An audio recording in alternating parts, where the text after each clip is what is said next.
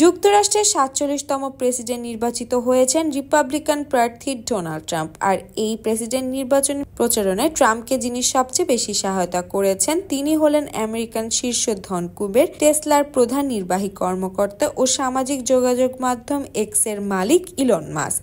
ট্রাম্পকে নিজের পূর্ণ সমর্থন জানানোর পর থেকে নির্বাচনী প্রচারণায় আর্থিকভাবে অনেক সাহায্য করেছেন মাস্ক।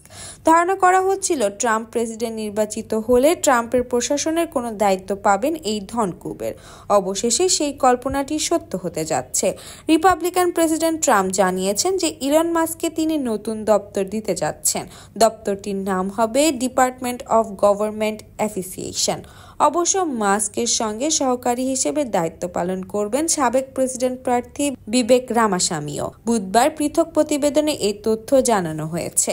গত ৫ নভেম্বর প্রেসিডেন্ট নির্বাচনে দ্বিতীয়বারের মতো বিজয়ী হন ডোনাল্ড ট্রাম্প। তবে প্রেসিডেন্ট হিসেবে ট্রাম্প শপথ নেবেন আগামী বছর জানুয়ারি ২০ তারিখ। জয়ী হওয়ার পর থেকে ট্রাম্প তার মন্ত্রিসভার সদস্যদের নাম ঘোষণা করেছেন। ইতোমধ্যে প্রতিরক্ষা মন্ত্রী হিসেবে ফক্স নিউজ হোস্ট পিট হেগসেথ ও হোমল্যান্ড সিকিউরিটির জন্য ক্রিস নোয়েমের নাম জানিয়েছেন তিনি। নতুন পররাষ্ট্রমন্ত্রী হিসেবে মার্ক রুবিকেও নিয়োগ দেওয়া যেতে পারে বলে জানিয়েছেন মার্কিন গণমাধ্যম সিবিএস।